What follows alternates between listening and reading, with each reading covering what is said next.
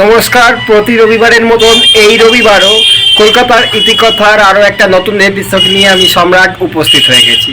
তো গত রবিবার যেমন জানিয়েছিলাম যে এই রবিবারে আমরা শিয়ালদা স্টেশনের ইতিহাসটা তুলে ধরবো। তো চলো দেখে নেওয়া যাক যে শিয়ালদা স্টেশনটা ঠিক কীভাবে তৈরি হলো, এতগুলো লাইন কি করে যুক্ত হলো। গত সপ্তাহের এপিসোডে আমরা বলেছিলাম শিয়ালদা চত্বরের ইতিহাস, যেখানে আমরা শিয়ালদা কীভাবে তৈরি হলো, শিয়ালদা বৈঠকখানা বাজার এগুলোর ইতিহাস বলেছিলাম। তো এই সপ্তাহে আমরা বলবো যে শিয়ালদা স্টেশন কি করে তৈরি হলো এবং শিয়ালদার দক্ষিণ শাখা ও অন্যান্য লাইনগুলো কি করে যুক্ত হলো সেই গল্পটাই বলবো। তো চলুন দেখে নেওয়া যাক।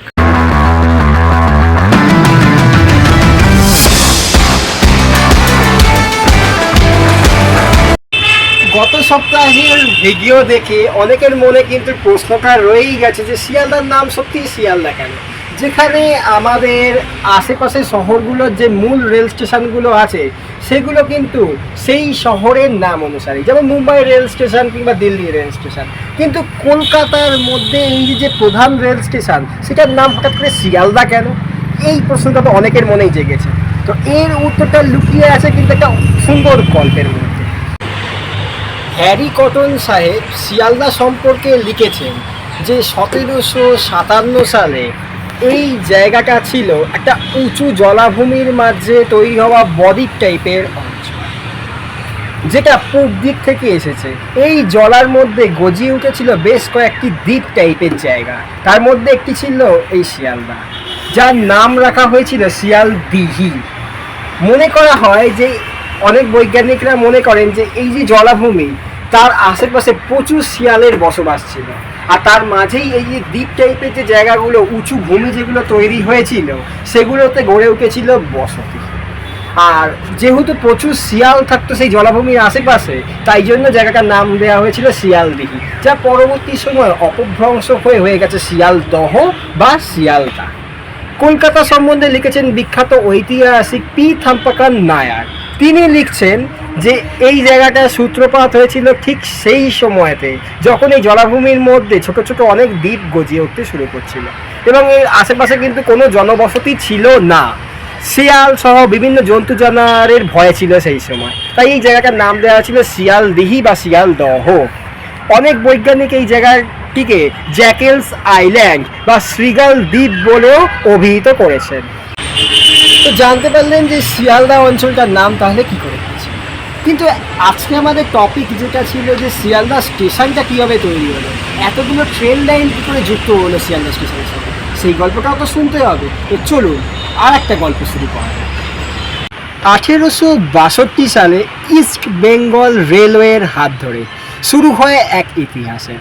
কলকাতা থেকে কুষ্টিয়া পর্যন্ত প্রথম রেলওয়ে চালু হয়। যে স্টেশনটা প্রথমে ছিল একটা টিনের ছাদের ঘর। 1869 সালে মিস্টার ওয়াল্টার গ্ল্যানভিল একটি নকশা প্রস্তুত করেন, আর সেই নকশাতেই শিয়ালদার এই বর্তমান ভবনটি অর্থাৎ বর্তমান স্টেশন ভবনটি নির্মাণ করা।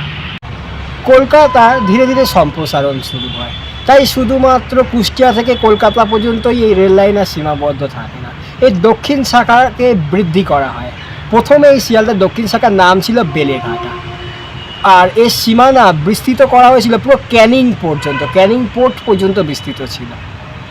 আর আপনারা শুনলে হয়তো চমকে যাবেন, যারা হয়তো জানেন না ইতিহাস, যে একটা সময় এই শিয়ালদা থেকে ট্রেন কিন্তু বাংলাদেশের মধ্যে দিয়ে যেত শিলিগুড়ি অবধি। হ্যাঁ, দেশভাগের পূর্বে শিলিগুড়ির দিকে যে ট্রেন যেত শিয়ালদা থেকে, সেই ট্রেন বাংলাদেশ হয়ে যেত। তাহলে বলি শুনুন। 1869 সালে এই শিয়ালদা স্টেশন কিন্তু খুব ভালোভাবে চালু হলো, বেশ জনপ্রিয় হলো। অবাক হবেন জানলে, যেহেতু তখনও দেশভাগ হয়নি তাই এটি পূর্ববঙ্গের অন্তর্গত ছিল এবং এই শিয়ালদা স্টেশন থেকে দার্জিলিং মেল যে ছাড়তো সেটা কিন্তু রানাঘাট দর্শনার পথ ধরে আজকে বাংলাদেশের মধ্যে দিয়ে সেটা শিলিগুড়ি পৌঁছত। এরপর 1947 সাল এলো, আমরা স্বাধীন হলাম আর দেশ বিভক্ত হয়ে গেল। পূর্ববঙ্গীয় রেলের হাত থেকে বেরিয়ে এটা পূর্ব ভারতীয় রেলের অন্তর্গত হয়ে গেল শিয়ালদার এই শাখা, আর বাকি অবশিষ্ট অংশ চলে গেল পাকিস্তানের অন্তর্গত হয়ে গেল। তো কলকাতারই এরকম আরও বিভিন্ন জায়গার নানান অজানা ইতিহাস জানতে দেখতে থাকুন কলকাতার ইতিকথা। দেখা হচ্ছে পরের রবিবার। ভালো থাকো, সুস্থ থাকো।